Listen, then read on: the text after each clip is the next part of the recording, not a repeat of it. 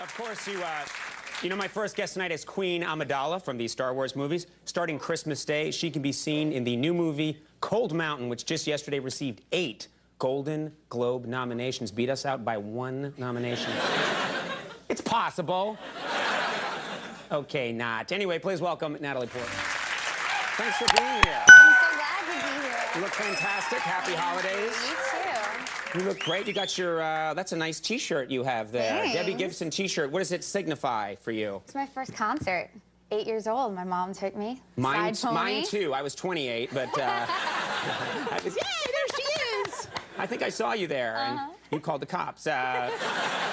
But that's great. So you wear that now. You still listen to Debbie Gibson, or no? Not really. It's just fun to remember. I mean, I remember fondly. Yeah, it's nice to go back to your childhood. Let me ask you about your hair. Your hair is quite different. Yes, I cut it off, and it's become everyone's favorite topic of conversation. You know what's weird is that it actually showed up in the news. There was a news story that you had cut your hair. That's when you know you've made it. You know what I mean? So. Is when they write about that. It's a good, like, diversionary tactic for, you know, pre-movie coming out. They don't ask you about the movie. They're like, so what's the deal with the hair? And right. No, but it's good. It means people care about you. Story or interesting. It means that they're invested in you as a person. They want to know. I think if a ferret jumped out of my hair, nothing. You'd never hear about it.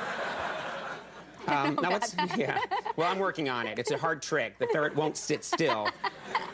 Now, I want to ask you, of course, there's a lot to talk about here, but I want to ask about the Star Wars movies. The fans, Star Wars fans, are famous for being very serious about the movie and the mythology. They must go insane when they see you in person. They've been really cool with me. People are really nice, and I think people usually don't recognize me because I'm little. You know, like if you're like Uma Thurman and you're tall and blonde and, you know, you walk into a room and everyone looks at you anyway, but I'm like little, I can sort of maneuver, you know. Do you disguise yourself? Do you put on glasses or anything like that? No? Not so much. Do you wear a hat that says, I am Natalie Portman, ever? Sometimes. Because I wear that hat sometimes and I just get a lot of weird looks. Do you, you know, it is true. I think height has a lot to do with it. I look smaller on TV, but in person, I'm well over 9 feet high. And, but people just are always like, who's that freak? And then they, oh, I see, it's... Yeah, people, the first thing they always say to me, they're like, you're so much shorter in person. That's like the first thing they say to me. I'm like, that's really nice, really friendly. Yeah. I get, what's that smell? A lot.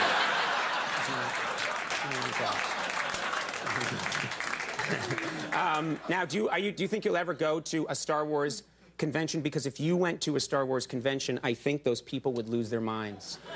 I don't know. I mean, I haven't so far, but I mean, in need of cash one day, maybe I'll go make some free money. I don't think that's gonna. No, they were just like, no, that's. Everyone's like, boo! You suck. Yeah. Nerds everywhere are watching. No.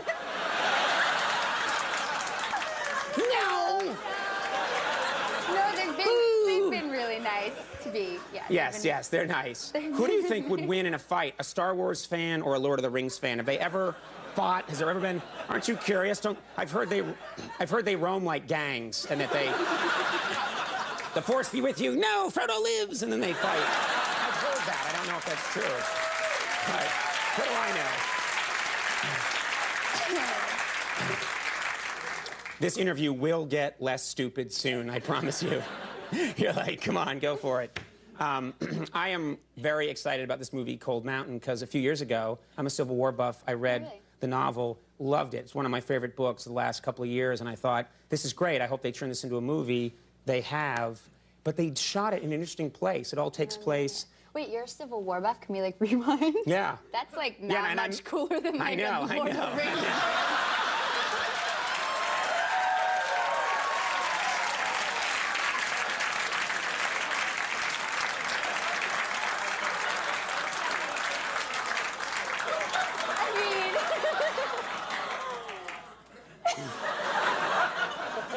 I can't go on. I think...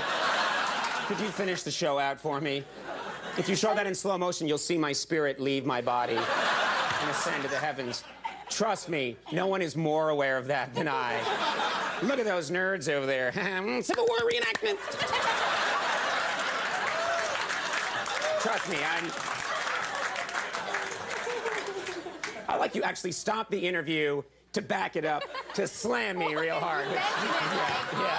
Like it's no Yes, big deal after those like nerds. totally making fun of Yes. people for liking some cool movies. Exactly, You know? exactly. Who am I to make fun of them? Really. Exactly. I'm glad we worked this out. I'm like, yeah, those guys are such nerds. I collect butterflies myself. But really cool butterflies. But I seriously am really excited about Cold Mountain, and because I love the book so much, and you've got this great cast. You did not shoot. I just assumed, well, this will be shot in the American South, but it was shot in... Shot in Romania, which is actually supposedly closer to Civil War time, North Carolina, the mountains and all that. And it was beautiful. There was like land that had never been plowed and stuff, but it was Dracula County.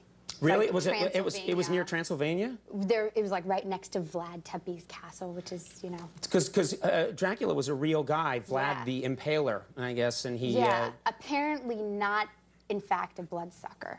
No, that was a terrible rumor that his publicist wishes to clear up. I think he didn't... Unfortunately persists. Yeah, he got a bad rap that he bit people in the neck and sucked the blood out. Instead, I think he impaled them on stakes.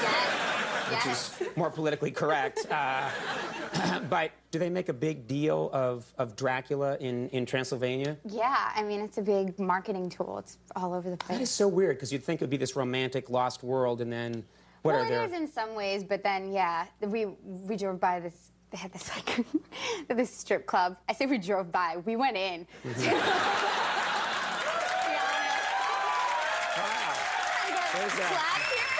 And then the strippers. You know, I always, I say drive by a lot too. Yeah, but it was called Dracula Erotica. We're like, this is gonna be weird. Yeah. And was it? Were they like dressed as Dracula? No, when they were... it was a big disappointment. You know, it was actually sort of sad. I mean, it's like Eastern European. You know, not so fun or funny. But I mean, we were obviously expecting some weird, freaky, you know. Right. Is there stuff like a Dracula burger and things like that where, you know, it's... It's not quite that developed. I mean, it's still sort of like, you know, people going to work on, like, horses and donkeys and, you know, tilling their soil or whatever. I'm curious, if you're living in Transylvania and it's like Halloween, does everyone just like dress up as Dracula and go, I mean, you're sort of like, it's obvious you kind of have to do it, but if you do it, you're a jerk. Do you know what I mean? Funny you should ask that, Conan. Thank you. It said on my card, ask about Halloween. I was there on Halloween. No, really? You were? Yeah, I didn't know that. Scratch out. My first day shooting was Halloween, so I came to work thinking, you know, we are in Transylvania, it's Halloween. Why not dress up? Came to work as Dorothy, and everyone looked at me like I was crazy. Dorothy from The Wizard of Oz, really? Yeah. That's such a... And no one else was dressed up. I guess it's because it's sort of a European cast. They must not make a big deal out of Halloween, but right. We do. Yeah, but when you're the only person in a Halloween costume, trust me, I've done that myself, where I show up and I'm dressed as like my favorite Civil War general, and no one else. Well, we have a clip here from the movie. I want to make sure that we set this up appropriately. Well, it's really funny, because it's about war and people losing their loved ones. So, yeah, no, it's actually, it's a really beautiful film. And this scene, I'm a widow, a Civil War widow, and I have a baby, and Jude Law's character is walking back to his love, Nicole Kidman, and he needs a place to stay for the night. It's pretty much his odyssey trying to get, he's a deserter, he's trying to get from the battlefield back home. It is a beautiful story. And let's take a look at this clip from Cold Mountain. I think it's amazing how people had that sense of propriety back then. Do you know what I mean? Doing that is like a huge... Yeah. There's actually the love scene between Jude and Nicole is sort of... There's a moment in there where they're like, you know, don't look or whatever, which is so funny right before you're about to make love. Right, but it's true to the times, which is people were not... They were, you know, very repressed and didn't, you know, actually they weren't that forward with their emotions. So something like that has more power. Yeah, that's true. I'm really looking forward to this. Cold Mountain opens Christmas Day. It was great having you here. Thanks so much. Really nice to have you. Natalie Portman. We'll be right back. Bill O'Reilly's here. Stick around.